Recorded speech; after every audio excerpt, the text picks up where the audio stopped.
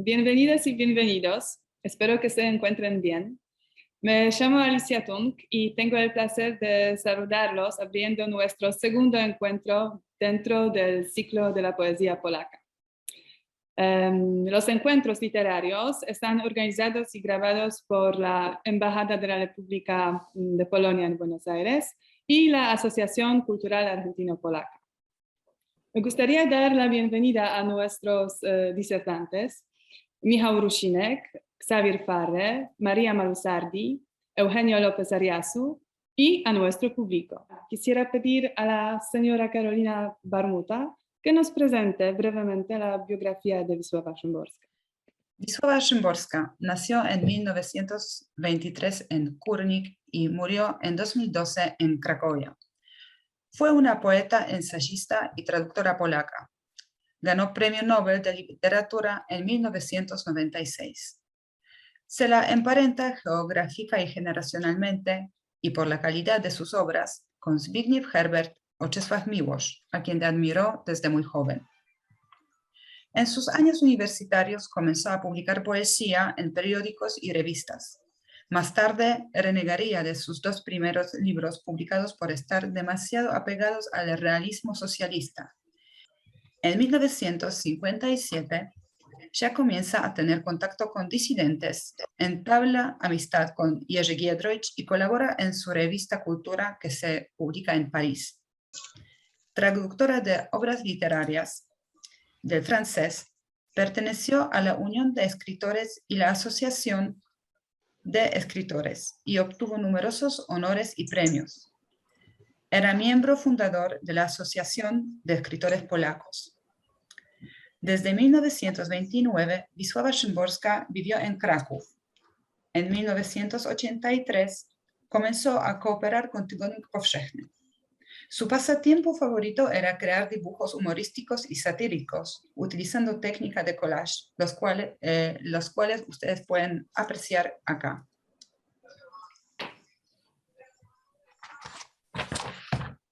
Al otorgarle a Wisława Szymborska Premio Nobel de Literatura, la Academia Sueca así motivó su decisión. En Wisława Szymborska, la Academia Sueca quiere honrar a una representante de extraordinaria pureza y con el poder de una perspectiva poética.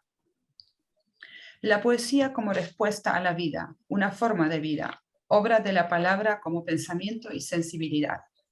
Los poemas de Wisława Szymborska son palabras perfectas, imágenes muy refinadas, allegro ma non troppo, como se llama uno de sus poemas.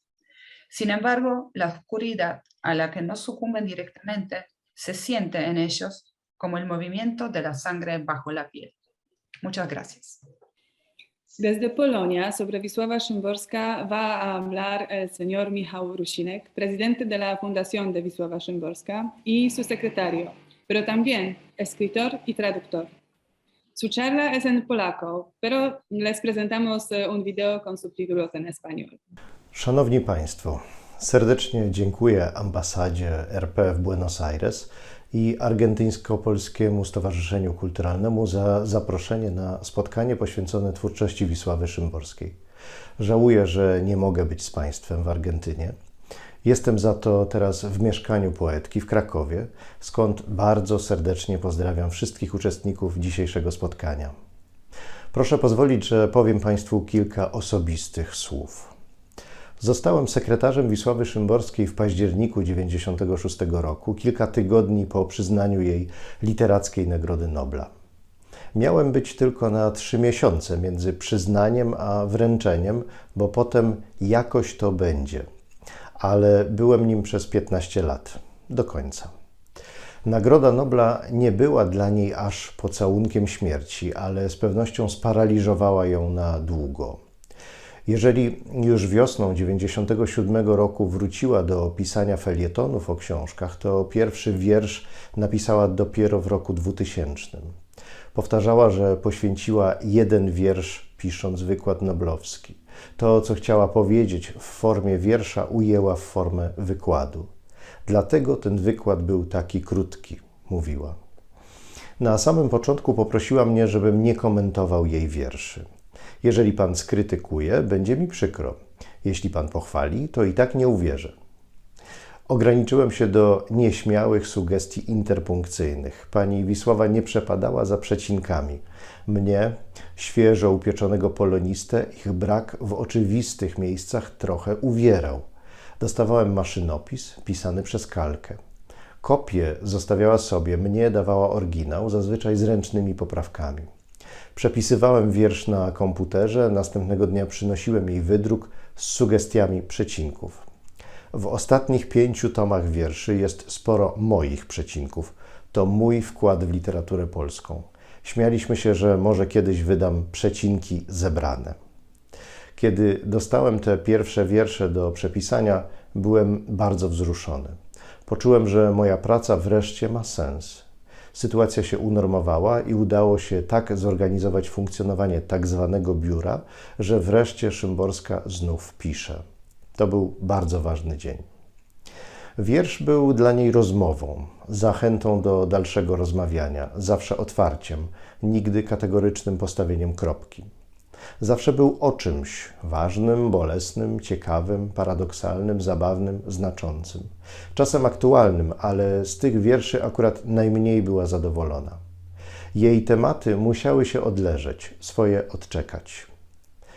Szymborska nie pamiętała tytułów swoich wierszy, pamiętała ich tematy.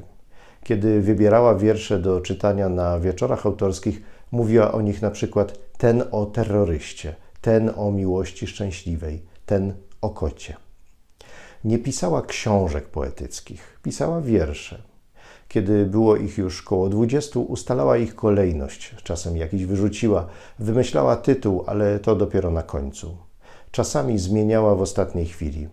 Tom Tutaj miał pierwotnie nosić tytuł Szczegóły, ale zmieniła go, kiedy uświadomiła sobie, jak to będzie niefortunnie brzmiało, kiedy ktoś wejdzie do księgarni i powie: czy miałeś już w rękach Szczegóły Szymborskiej? Tylko jeden tytuł obmyśla, zanim ma gotowe wiersze. Tytuł wystarczy. To ma być tytuł ostatniej książki poetyckiej. Przez chwilę ma go nosić także tom Tutaj, ale Szymborska uświadamia sobie, że chce jeszcze pisać, że prawdopodobnie będzie jeszcze kolejny. Kiedy wraca ze szpitala do domu, do tego domu, 2 miesiące przed śmiercią, przynoszę jej teczkę z wydrukami ostatnich 13 wierszy. Nie ma już ochoty ustalać między nimi kolejności. Po chwili oddaje mi teczkę bez słowa. To będzie Wystarczy. Tom niedokończony, opublikowany po jej śmierci przez wydawnictwo A5. Wiersze czasami długo leżakowały. Przede wszystkim musiały przetrwać próbę nocy. Napisane wieczorem czytała rano i poddawała surowej krytyce. Uważała, że najważniejszym sprzętem w domu poety jest kosz na śmieci. Mówiła tak o sobie, ale też tym sposobem apelowała do swoich kolegów i koleżanek, którym się zdarzało zatracać zdolność selekcji. Niektóre wiersze czekały na dokończenie i publikację latami od czasu, kiedy je wymyśliła. Pewnego roku, wyjeżdżając do Zakopanego, oświadczyła, że będzie tam pracować. Mam 2 wiersze zaczęte, ale nieskończone i 1 skończony, ale nie zaczęty. Moja żona po urodzeniu i jakim takim odchowaniu naszej córki Natalki wróciła do pracy. Ja wykorzystywałem rzadkie wolne chwile, żeby pisać doktorat. Zwykle po prostu pisałem w nocy. Rano karmiłem Natalkę i czekałem, aż przyjdzie któraś babcia i mnie zmieni. Pewnego dnia koło 10 rano Natalka siedziała jak zwykle przypięta szelkami na specjalnym krześle przy stole, a ja karmiłem ją jakąś papką i piłem kawę. Zadzwonił telefon stacjonarny. Poszedłem do drugiego pokoju odebrać, podniosłem słuchawkę i odwróciłem się do Natalki, akurat w momencie, kiedy ona zaczęła ściągać obrus ze stołu. Po sekundzie wszystko, co na nim stało, wylądowało na podłodze. Zamiast powiedzieć słucham, wrzasnąłem więc do słuchawki coś nieartykułowanego. Pani Wisława, bo to oczywiście ona dzwoniła, spytała, co się stało. Opisałem sytuację, sądząc, że usłyszę choć najdrobniejszy wyraz współczucia. Nic z tego, nie od poetki. Usłyszałem tylko: wie pan, to jest dobry temat na wiersz. I odłożyła słuchawkę. Po kilku miesiącach dostałem do przepisania wiersz Mała dziewczynka ściąga obrus. Wygląda na to, że moje dziecko ma już miejsce w historii literatury polskiej. Od ponad roku jest się na tym świecie, a na tym świecie nie wszystko zbadane i wzięte pod kontrolę. Teraz w próbach są rzeczy, które same nie mogą się ruszać. Trzeba im w tym pomagać, przesuwać, popychać, brać z miejsca i przenosić. Nie każde tego chcą, na przykład szafa, kredens, nieustępliwe ściany, stół, ale już obrus na upartym stole, jeżeli dobrze chwycony za brzegi, objawia chęć do jazdy. A na obrusie szklanki, talerzyki, dzbanuszek z mlekiem, łyżeczki, miseczka, aż trzęsą się z ochoty. Bardzo ciekawe, jaki ruch wybiorą, kiedy się już zachwieją na krawędzi. Wędrówkę po suficie, lot dookoła lampy, skok na parapet okna, a stamtąd na drzewo. Pan Newton nie ma jeszcze nic do tego. Niech sobie patrzy z nieba i wymachuje rękami. Ta próba dokonana być musi i będzie. To jednak nie koniec historii. Wiersz został przesłany Barbarze Toruńczyk do zeszytów literackich i wydrukowany w 2001 roku w numerze 3. 2 lata później, kiedy na świecie oprócz małej dziewczynki był już także mały chłopczyk, dostałem taki list od redaktor naczelnej. Drogi panie, proszę usilnie pracować nad wybrykami Kuby. Wszystkie straty pokryjemy, jeżeli rzecz się skończy dla zeszytów literackich, tak jak w przypadku małej dziewczynki. Niestety, ta procedura nigdy się nie powtórzyła, ale bynajmniej nie dlatego, że dzieci przestały już cokolwiek niszczyć. Wiersz spodobał się Czesławowi Miłoszowi. Przy kolacji, którą zorganizowała Szymborska dla kilkorga przyjaciół, oświadczył on, że ten wiersz porusza zasadnicze problemy filozoficzne, z którymi zmagał się Lew Szestow i Fiodor Dostojewski w Braciach Karamazow. Szymborska usiłowała protestować, że to wiersz o Natalce, czyli o dziecku, które odkrywa prawo ciążenia. Wzywała mnie nawet na świadka, żebym opowiedział, co się wydarzyło tamtego poranka o 10 rano. Miłosz tylko machnął ręką, a swoje pomysły interpretacyjne rozwinął potem w eseju Szymborska i Wielki Inkwizytor. Został on przełożony na angielski i stał się przedmiotem polsko-amerykańskiego seminarium zorganizowanego przez University of Houston w Krakowie. Wzruszający to wiersz Szymborskiej o zdumieniu, z jakim my wszyscy kiedyś odkrywaliśmy działanie świata. Zaliczymy ten wiersz do strefy zawsze nam drogiej niewinności. W istocie jednak nie jest on niewinny, bo co to znaczy odkryć prawo ciążenia? Nie ma nic bardziej obcego baśni niż to prawo. Powinniśmy umieć odrywać się od ziemi, na przykład lewitując albo wyskakując przez okno i lecąc jak Małgorzata u Bołhakowa, żeby wziąć udział w nocy Walpurgi, albo siadając na miotłę jak Harry Potter. Im dalej, tym poważniej. Miłosz dowodzi, że za eksperymentem dziewczynki znajdują się fundamentalne pytania dotyczące kwestii przypadku, konieczności, boskiej woli. Mała dziewczynka niebawem dowie się, że prawo ciążenia inaczej można nazwać prawem rzeczy koniecznych, połączonych ze sobą w łańcuch przyczyn i skutków. Dalej pojawia się Kierkegaard, Szestow, Dostojewski i wreszcie Simone Weil i jej determinizm. Pod niewinnym wierszem, podsumowuje Miłosz, kryje się przepaść, w którą można zapuszczać się niemal bez końca, jakiś ciemny labirynt, który chcąc nie chcąc zwiedzamy w ciągu naszego życia. Wiersze Wisławy Szymborskiej można zwiedzać jak labirynt. Choć ona sama nie lubiła podróżować, to jej poezja i filozofia w niej zawarta podróżuje po nieomal całym świecie, bo jest uniwersalna, przekładalna na inne języki, zrozumiała w innych kulturach. Cieszę się, że dotarła także do Argentyny i mam nadzieję, że dzięki dzisiejszemu spotkaniu zyska nowych czytelników. El señor Javier Parre es un poeta, traductor del polaco al español. Trabaja en la Universidad Jagiellonica de Cracovia. Ha publicado 5 tomos de poesía y un libro de ensayos sobre poesía y sus relaciones con la identidad, el destierro y el holocausto. Es miembro del jurado del Premio de Poesía de Wisława Szymborska. Bueno, le paso la palabra. Muchas gracias, un placer estar aquí otra vez de nuevo con todos ustedes. Voy a hablar también hoy un poco sobre los aspectos de traducción en la obra de Wisława Szymborska. centrándome también en algunos otros elementos de su obra. En cierta manera es una tarea un poco ingrata, porque es una especie de una manera de desmenuzar los poemas, de intentar mostrar el engranaje, cosa harto imposible, o ver desde la perspectiva de lo técnico, de cómo se construye más o menos. Por eso digo que es un poco ingrato, pero espero que pueda ser interesante. En la cuestión de la traducción de Szymborska hay una paradoja que precisamente es uno de los elementos con los que construye Szymborska muchos de sus poemas, que consiste en que básicamente todo el mundo dice, o los no polacos, los que lo leen en la traducción especialmente, aunque también me he encontrado con polacos que lo afirman, que la poesía de Szymborska es muy diáfana, es muy clara, es simple, cuando la realidad es completamente diferente.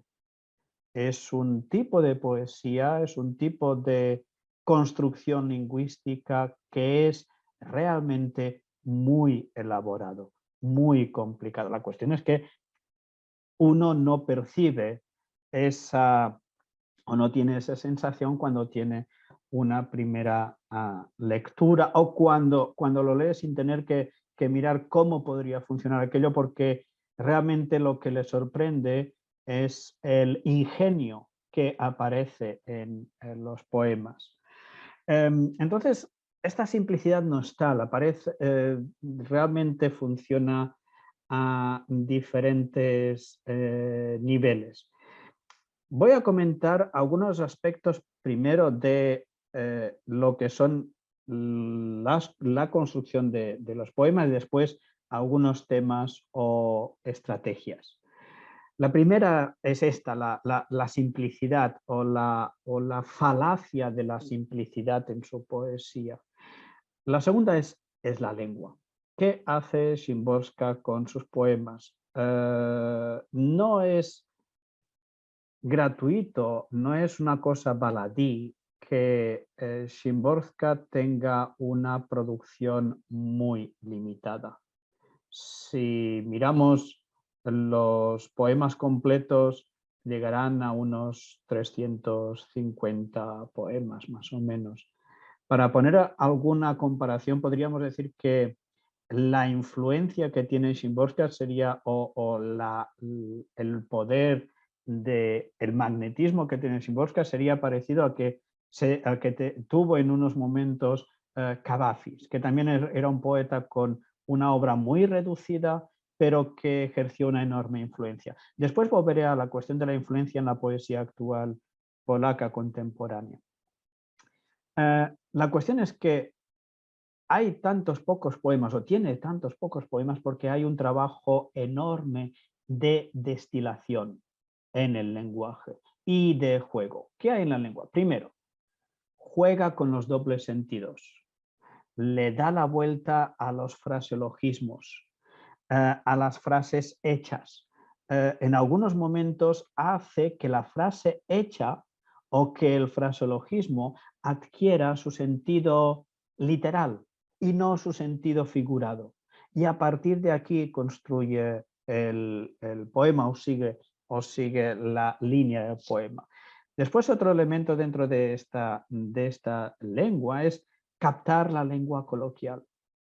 Las frases más habituales en este caso del polaco, o las frases más habituales que a veces nos encontramos del ser humano ante las desgracias o las adversidades. Creo que decimos, bueno, ya pasará, bueno, ya lo solucionaremos, etc. Todo esto de manera increíble lo introduce dentro del poema.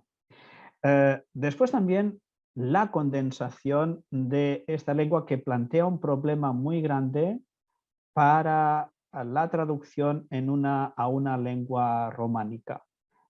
una lengua que, por ejemplo, como el español, que etcétera, etcétera, para construir el discurso.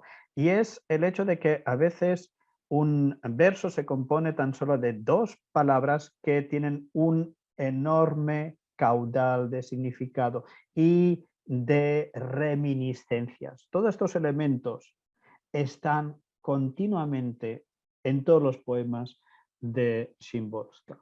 Finalmente, en algunos poemas, no en todos, la cuestión de la rima, que en su caso funciona de manera propia y particular y que también representa un reto, lógicamente, a la hora de la traducción. A veces es más un efecto cómico, es decir, la rima lo que hace es sostener la parte del discurso que ya de por sí es cómico a través de los juegos de palabras.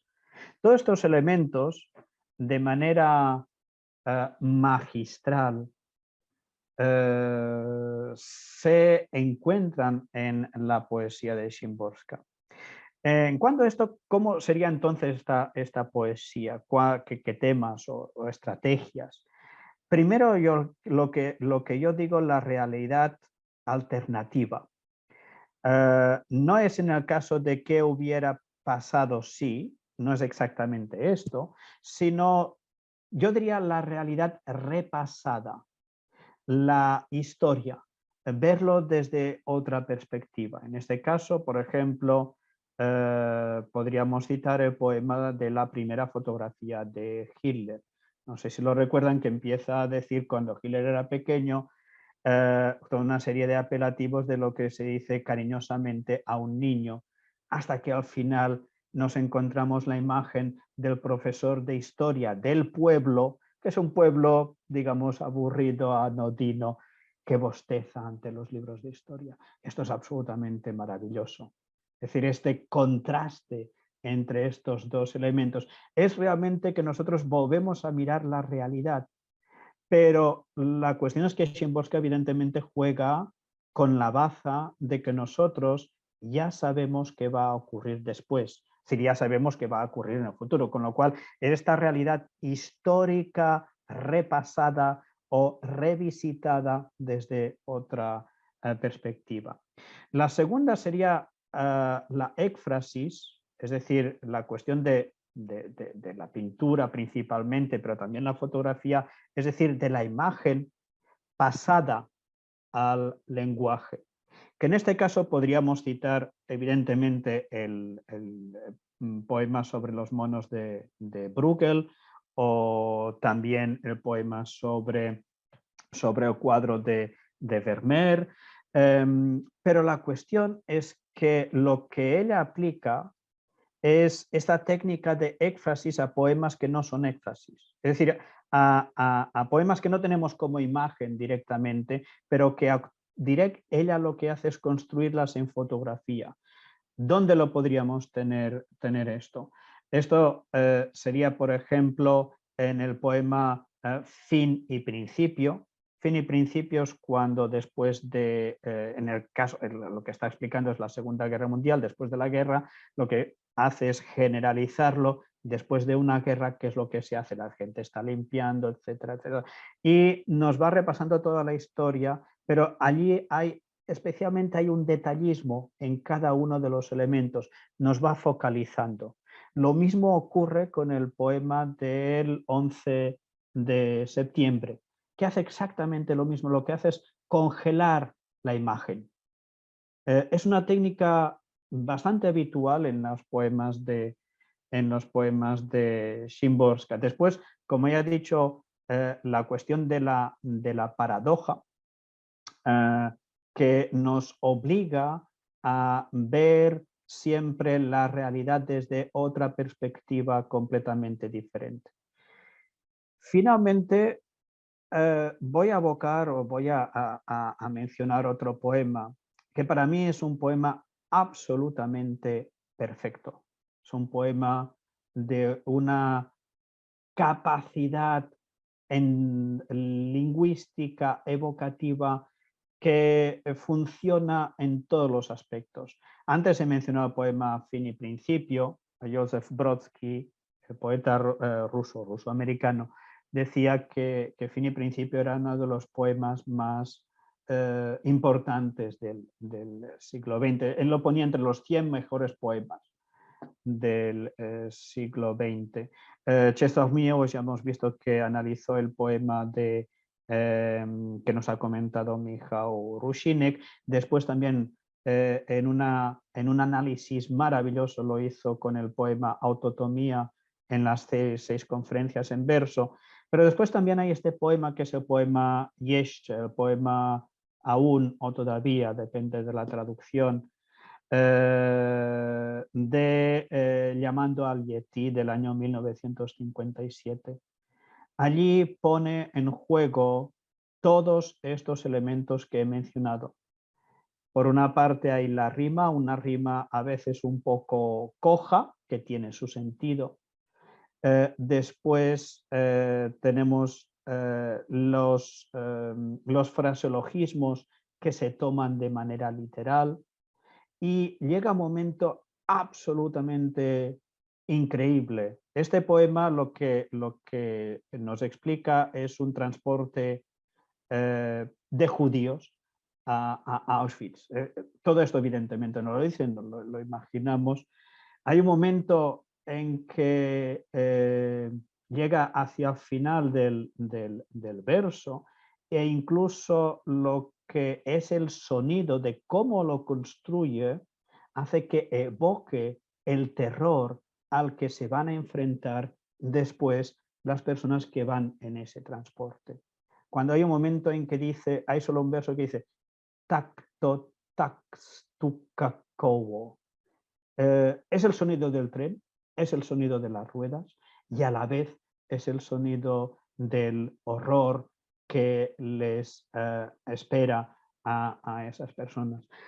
Con lo cual lo que tenemos es, en Szymborska hay una destilación y una conjunción de muchos elementos que en otros poetas encontraríamos que actúan de manera aislada, pero que en Szymborska lo que hace es ponerlos todos en consonancia.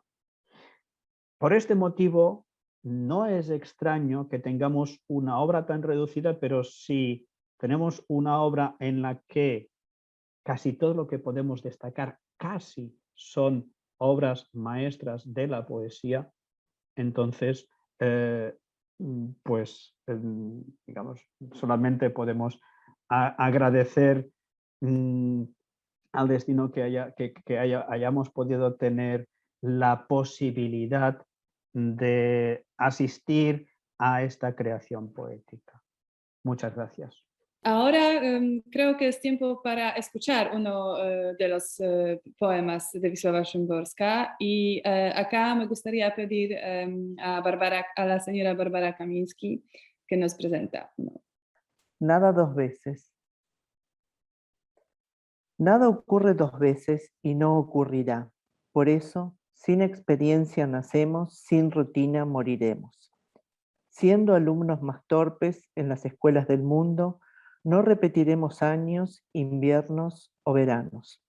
No volverá ningún día. No hay dos noches iguales, dos besos que se repitan, dos miradas similares. Ayer, cuando tu nombre alguien dijo en voz alta, sentí como si una rosa cayera por la ventana. Hoy que estamos juntos, hacia la pared vuelvo la cara. ¿Rosa? ¿Cómo es la rosa? ¿Es una flor o una piedra? Porque, dime, mala hora, ¿te juntas con el miedo infructuoso? Eres y por eso has de pasar, pasas y eso es prodigioso. Sonrientes, medio abrazados, tratamos de buscar cordura, aún siendo tan diferentes como dos gotas de agua pura. Me gustaría preguntar a nuestros disertantes de Argentina sobre su experiencia con las obras de Wisława Szymborska, de la poeta polaca que ganó el premio Nobel. La señora María Malusardi es poeta, periodista y docente de periodismo que escribe sobre literatura y poesía en la revista Caras y Caretas. Tiene 14 libros publicados en total. Uno de ellos son Una madre es un piano triste, también Artista del hambre, El descenso de Jacqueline Dupré y otros poemas, El sastre y el desvío, perdóname, y el daño. Bueno, María, ahora te paso la palabra. Bueno, buenos días aquí. Es un placer otra vez estar de nuevo con ustedes. Bueno, me encantó lo que dijo Javier. Se pronuncia así, ¿no? El apellido con J, el nombre. Javier. Bueno, y la verdad que encontré, a pesar de que yo no leo el polaco, encontré algunas coincidencias, así que bueno, voy a leer lo que escribí. La poesía de Wisława Szymborska. Empiezo con una cita. Parece ser que en un discurso lo más difícil es la primera frase. Así que ya la he dejado atrás. Pero presiento que también las que siguen serán difíciles. La tercera, la sexta, la décima, así hasta la última, porque tengo que hablar de poesía. Pocas veces hablo sobre este tema, casi nunca, y siempre me acompaña el convencimiento de que no lo hago muy bien. Por eso no me extenderé mucho. Toda imperfección es más llevadera y se recibe en pequeñas dosis. Este primer párrafo del discurso que escribió Wisława Szymborska cuando recibió el Premio Nobel de Literatura en 1996 refleja el tono fundamental de su obra poética. Vuelo, imprevisibilidad, humor, inteligencia, precisión, impacto. El lenguaje de Szymborska parece lo que no es. Parece sencillo, parece ligero, avanza sin tropiezo. Es juguetón incluso por momentos. Cito un pedacito de un poema: la cebolla es otra cosa, ni siquiera tiene entrañas, es cebolla enteramente al más cebolloso grado. Por fuera tan cebolluda, cebollina de raíz, puede escrutarse por dentro sin ningún remordimiento. Es entrador y amable su lenguaje. Sin embargo, una de cal y una de arena, detrás de la amabilidad se esconde con espesor de amianto el filo de un puñal, una bala perdida, un latiguillo que despabila y desconcierta. Cada poema de Wisława nos comprende, nos despeja, mientras nos araña, y deja huella, y deja herida, y obliga a que nos revolquemos donde nunca paraíso. La poesía de Szymborska, como la obra de Anton Chekhov, permítaseme esta comparación, nos concede la piedad mientras nos marca el error o el horror. Nos concede la piedad y nos anima a sonreír, o a reír incluso de nuestra avaricia y nuestro dolor. Los comparo en esta línea, la piedad y el humor, una dupla exigente y difícil de lograr en literatura. Me refiero a ese impalpable polvillo de humor que sobrevuela la tragedia, un rasgo tan típicamente chejoviano. La sencillez en el trazo, la complejidad en el surco. La engañosa sencillez de una engañosa superficie que coquetea con el fracaso. Pero también la piedad, la caricia. No es fácil el humor en la poesía, en el género poético. No es fácil cuando se propone como un rasgo estético. Tenemos unos cuantos ejemplos de épocas y idiomas diferentes, ¿no? Como François Villon, Quevedo, César Vallejo en este siglo, Henri Millot, Girondo, Gloria Fuertes, Cristina Peri Rossi. Bueno, hay una cantidad de, no tantos, pero hay una cantidad de poetas que han trabajado en esta línea, que tienen el humor como matiz estético. Cada poema de Wisława Szymborska es como un puñado portentoso de frutos secos con un toque de pasas de uva, deliciosa densidad con rocío de dulzor, un shock calórico que nos tumba mientras nos abanica. A propósito de esto, yo quería por lo menos leer, habló Javier de Fin y Principio, que es uno de mis poemas favoritos. Y a propósito de esto que digo, quería leer por lo menos el comienzo. Después de cada guerra, alguien tiene que limpiar. No se van a ordenar las cosas solas, digo yo. Alguien debe echar los escombros a la cuneta para que puedan pasar los carros llenos de cadáveres. Alguien debe meterse entre el barro, las cenizas, los muelles de los sofás, las astillas de cristal y los trapos sangrientos, etc., ¿no? Otra particularidad de los poemas de Szymborska es que son como fotografías que nos invitan a ingresar en la escena como en una habitación. Entramos y vivimos casi de manera tridimensional el poema. Son pinturas de la zozobra que nos acogen y nos hacen jugar en su espacio tridimensional. A veces nos consuela, otras nos explota en la cara. Y acá leo un pedacito de otro poema que a mí me fascina, que es un terrorista, él observa. La bomba explotará en el bar a las 13:20. Ahora apenas son las 13:16. Algunos todavía tendrán tiempo de salir, otros de entrar. El terrorista ya se ha situado al otro lado de la calle.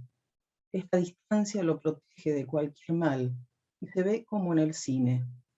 Una mujer con una cazadora amarilla, ella entra. Un hombre con unas gafas oscuras, él sale. Unos chicos con vaqueros, ellos hablan. 13:17 y 4 segundos. El más bajo tiene suerte y se sube a una moto. El más alto entra. Bueno, un fragmento. Bueno, simplemente ya con esto cerraré diciendo algo muy, muy prosaico y sentimental, que amo la obra verdaderamente de Wisława Szymborska. Cuando releo, como acabo de hacer recién, vuelvo a experimentar el azoro ante una lucidez cáustica, dinámica y serena. Bueno, muchas gracias. Ahora me gustaría pedir las palabras del profesor Eugenio López Arriazu, que es doctor en letras por la Universidad de Buenos Aires, profesor a cargo de la Cátedra de Literaturas Eslavas en la misma universidad, y que mencionó también que las obras de Wisława Szymborska serían presentes en el programa de la cátedra, ¿sí? Qué buena noticia para nosotros. Bueno, además, Eugenio López Arriazu es investigador, es ensayista, escritor y traductor. Y bueno, esperamos sus comentarios. Bueno, muchas gracias a todos. Bueno, un gusto nuevamente estar aquí con todos ustedes. Yo lo que querría expresar un poquito es estas características de la poesía que tan bien describieron y analizaron Javier y María, ponerlas en un contexto un poco más general de por dónde podría pasar esta búsqueda y cómo Szymborska llegó a esas soluciones. Me ayudan un poquito y también es el propósito para el público argentino hacer un salto y un contraste entre prácticamente los únicos dos libros que se consiguen en este momento en las librerías en Argentina.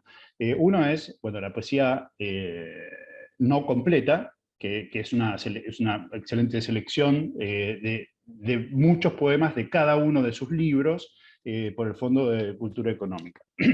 Y el otro, de reciente aparición, es Canción Negra, que es una colección de poemas que no fueron publicadas por Szymborska, que se editaron de manera póstuma y que no fueron publicados como libro. Fueron publicados en diferentes revistas y medios y son sus primeros poemas al comienzo, digamos, del régimen socialista. Y me parece un libro muy interesante, donde uno puede ver cierta clave y cierto pasaje, ya la clave de lo que va a venir y al mismo tiempo lo que ella quiere dejar de hacer y que se podría entender, usar para entender lo que efectivamente después hizo. como contexto al que me refería, voy a tomar un concepto de Miloš, del que hablamos la vez pasada, con respecto al impacto de la guerra y del sufrimiento en la poesía y cómo representar esas emociones y esos traumas y ese dolor. Él dice, cito a Miloš, para trabajar la forma son imprescindibles cierta abstracción y cierta frialdad. A la gente arrojada al centro de los eventos, que les arrancan gritos de dolor, es difícil conservar la distancia que da la posibilidad de la transfiguración artística. ¿Sí? Este es un concepto, bueno, estamos además entre poetas, seguramente coincidirán, Javier, María, que ha sido recabado por diferentes poetas a lo largo de la historia. Una anécdota es bueno, un gran poema, Requiem, de Akhmatova, que cuenta sus penurias para visitar a su hijo, que está en la cárcel, un poema, bueno, excelente, lleno de afectos y de emociones. Ella se lo da a leer al hijo, después le dice, mamá, a vos lo único que te interesa es tu poesía. ¿Por qué? Porque el poema está tan bien logrado que evidentemente en algún momento para lograr esa excelencia tuvo que dejar de pensar en el dolor del hijo y concentrarse en la rima, en el vocabulario, en qué efectos y cómo utilizar el lenguaje. Lo mismo decía Borges con respecto a la posición esta de Wordsworth romántica, que decía que, bueno, la poesía es una emoción recogida en tranquilidad. Y Borges decía, y claro, nadie se enamora y escribe un buen poema, hay que dejar pasar un poco el tiempo. Y creo que algo de esto sucede en un contexto muy traumático y de dolor con la guerra y con la búsqueda de Szymborska. Hay otro elemento que habría que tener en cuenta, que también cito a Miloš, en una de las conferencias en la que analiza un poema de Szymborska, dice, la conciencia de que las palabras se refieren a las palabras y no a la realidad, que hay que describir lo más exactamente posible, oprimen al poeta. De ahí el tono sombrío de la poesía contemporánea. Es decir, ¿qué sucede en Polonia con el impacto de la guerra, de la doble invasión,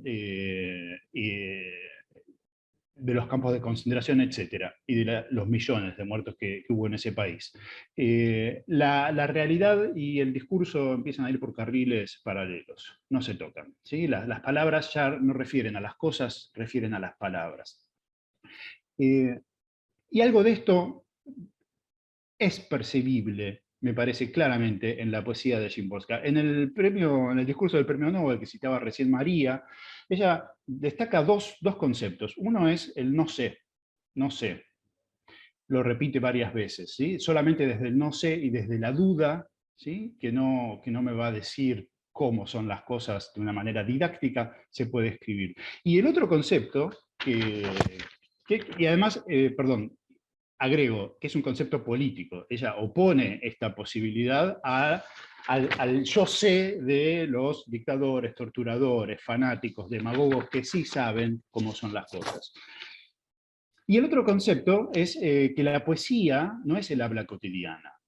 ¿Sí? La poesía debe generar una imagen, debe generar una visión, debe conmover y mostrarnos la realidad no opacada por el automatismo. Este concepto no lo inventa Szymborska, claramente ella, supongo, lo toma de los formalistas rusos, que además están cercanos y evidentemente en su juventud tienen que ya haber leído desde la juventud. Es el concepto de Ostranienie, ¿cierto? De extrañamiento de Víctor Shklovsky, y él decía, el hábito, la costumbre, la vida cotidiana, mata todo, ¿sí? Mata el miedo a la guerra, mata el amor por la esposa, ¿sí? La función de la poesía es volver a darnos la visión de las cosas como visión, ¿sí? Hacernos percibir al árbol como árbol, ¿sí? Yo paso todos los días por un camino al trabajo, por un parque, el primer día digo, qué lindos los árboles. Para el 10º día ya no los miro, paso abstraído, todos los árboles son iguales. La función de la poesía es darnos esta vida. Yo creo que entre estas dos variables uno puede hacer jugar todos estos procedimientos que también describían Javier y María. Está el detalle, ¿no es cierto? El detalle, el trabajo con la miniatura, tiene que ver con poder recobrar esta visión, ¿sí? En una entrevista del 2013, ella dice, un poema es eso, es un instante, ¿no? Es una miniatura, el tiempo congelado. Y ella intenta mostrar la riqueza de la vida, ¿sí? En la alegría de escribir, dice, olvidan que esto, la poesía, no es la vida. Aquí rigen otras leyes, negro sobre blanco, ¿no? Y tenemos entonces nuevamente, claramente explicitado, estos dos carriles de la realidad y de la lengua. Ahora, la paradoja es que con esta lengua que no se refiere a la realidad, yo tengo que poder volver a dar la visión de la realidad tal como es. Y para eso ella se va a centrar en los detalles, en las miniaturas, en la vida cotidiana. Por eso los cambios de punto de vista. Ella dice, todas las cosas tienen como mínimo 6 puntos de vista. Y fíjense que no es una cuestión abstracta, es bien espacial. ¿Cuáles son? Los 4 lados, desde arriba y desde abajo, ¿no? El punto de vista es literalmente dónde me paro, desde qué punto en el espacio yo miro. Y esto hace esa característica de reversibilidad que algunos críticos llaman de poesía negativa, que da vuelta a las cosas en Szymborska. Me hace acordar a mí a Montaigne y su relatividad, entre comillas, cuando él describe una persona jugando con una gatita, y dice, pero bueno, si lo miramos desde afuera, en realidad, ¿cómo saber si es en realidad la gata la que no está jugando con la persona, en vez de la persona jugando con la gata? Esta reversibilidad, este dar vuelta al punto de vista, permitirnos ver por un contraste y por la negativa, es una característica, creo, magistralmente realizada por Szymborska en su poesía y en su lengua, y como bien decía Javier, algo muy difícil de hacer, que ella hace con una aparente simpleza que añade a la perfección del poema.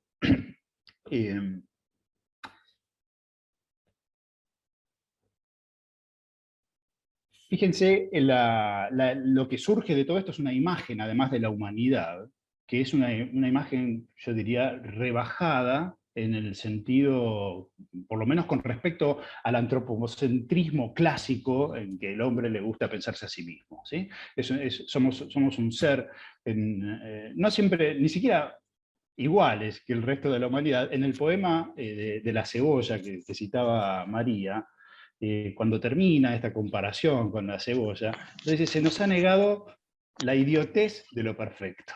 ¿Sí?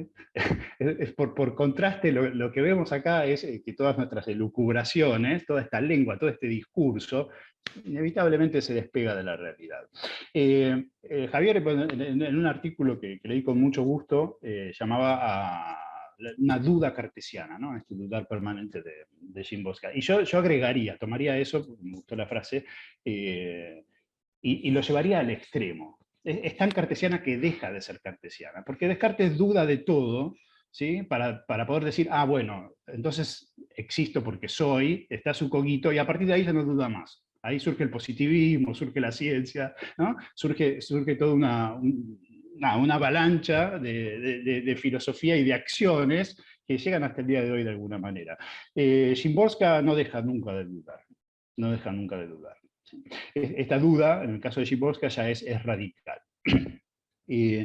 Veamos algunos ejemplos de cómo se podría pensar a partir de este problema, los contrastes y soluciones que hace. Como el primer poema de Canción Negra, Cruzada de los Niños, cito un par de 2 estrofas. Dice, en la más ardiente de nuestras ciudades unten el rostro en sangre coagulada cadáveres de niños. Se abre paso bajo el denso y ardiente granizo de las balas, la cruzada callejera de los niños, que saben que el mundo renacerá sin los fantasmas de la guerra y creen en un nuevo orden y un nuevo ritmo. Sí, efectivamente, este poema está muy lejos de la estética de todos los poemas que se han citado hasta aquí, hasta ahora, ¿no? Primero porque hay sí, hay una presencia del detalle, pero es un detalle patético, ¿sí? Un regodearse, y además con un final que está en contra de esta duda que ella después va a afirmar tan consecuentemente, ¿no? Creen en un nuevo orden, en un nuevo ritmo, el mundo renacerá, ¿no? Una poesía que que todavía sostiene, y tal vez a eso se refería ella cuando decía, bueno, yo dejé el realismo socialista, sostiene afirmativamente una utopía posible. Ella dice en otra entrevista, a la humanidad me di cuenta que no hay que amarla, ¿sí? Porque además, en nombre del amor a veces se cometen las atrocidades mayores. Pero en el mismo poemario, por más que empiece con este poema tan claro en una estética determinada, ella tiene un poema muy famoso, que es Busco la palabra. Y ahí dice, impotente esta lengua, repentinamente pobres sus sonidos, me devano los sesos buscando esa palabra, pero no lo consigo, no lo consigo. ¿Sí? Se ve que no está completamente satisfecha con lo que pudo hacer para representar el horror de la guerra y de esos niños en ese poema. Todavía está buscando otra alternativa, una manera mejor de poder transmitir ese horror. En el Día de las Ánimas, también de Canción Negra, dice, ya se prefigura esta no correspondencia entre palabras y cosas. Dice, no esperaba que llegara aquí un poema, pero sí encontrar, así aprender, vivir. ¿No? Nuevamente, las letras, el poema y la vida por carriles separados. Y como ejemplo de contraste podrían ser, bueno, todos los poemas que se han citado, ¿no? Hasta ahora. Yo querría tomar otro, también de principio y fin, pero que se llama La realidad exige. La realidad exige. Y veamos a qué llega Szymborska en esta búsqueda, en este poemario que es de 1993. Dice, la realidad exige que lo digamos bien claro, la vida sigue su curso. ¿No? Tenemos retomado el tema de la vida. Lo que va a seguir en el poema es largo, no lo voy a leer entero, es una especie de lista de lugares donde hubo batallas sangrientas, históricas, famosas, desde Jericó, Villa Jora, sería en Chequia en este momento, Pearl Harbor, Hastings en Inglaterra, Hiroshima. Pero sin embargo, la vida resurge, continúa, ¿no? Igual que en el otro poema, Principio y Fin, está la vida cotidiana. Pero no solamente el atarearse con la necesidad, sino la vida misma. Dice, hay tanto de todo que lo que hay de nada queda muy bien cubierto. Llega la música y en la cubierta del sol bailan las parejas. Donde estaba Hiroshima, de nuevo está Hiroshima. Y se siguen produciendo objetos de uso cotidiano. No le faltan encantos a este hermoso mundo, ni tampoco amaneceres para los que merece la pena despertar. Sigue con las batallas, reflexiona, quizá no haya un lugar que no haya sido un campo de batalla. Y se pregunta, ¿qué moraleja sale de todo esto? Parece que ninguna. ¿Sí? Y desde acá está, no sé, la resistencia a ser didáctico. Y en este contraste, además, me parece que surge de una manera mucho más impactante la realidad de la tragedia de la historia frente a la alegría de vivir y las ganas de vivir. Es decir, no es una poesía que nos quiera deprimir por los muertos, es una poesía que alaba la vida, que no pierde, por eso también, ese humor, pero al mismo tiempo nos hace tomar conciencia de la parte horrorosa, ¿no? de esa vida. Fíjense cómo termina. En esos desfiladeros trágicos, donde ha habido esas batallas, ¿no? Retomo dos versos, ¿no? Después de ¿qué moraleja sale de todo esto? Parece que ninguna.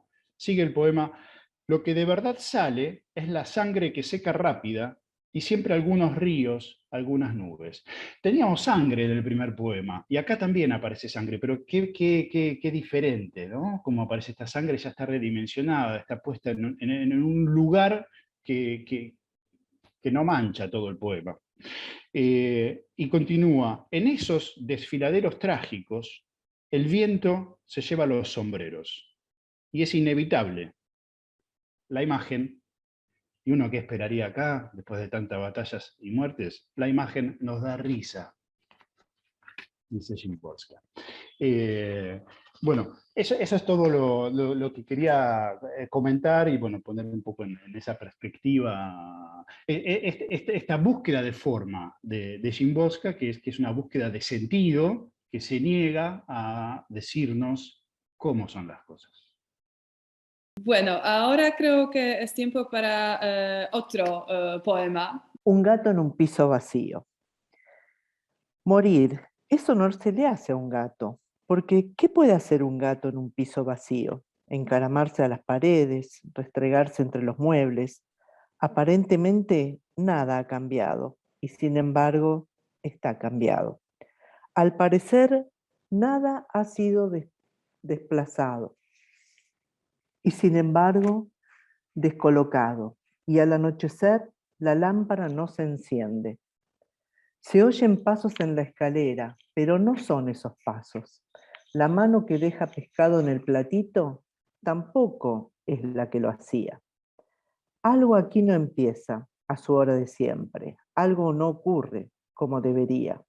Alguien estaba aquí y estaba, y después se fue de pronto e insistentemente no está.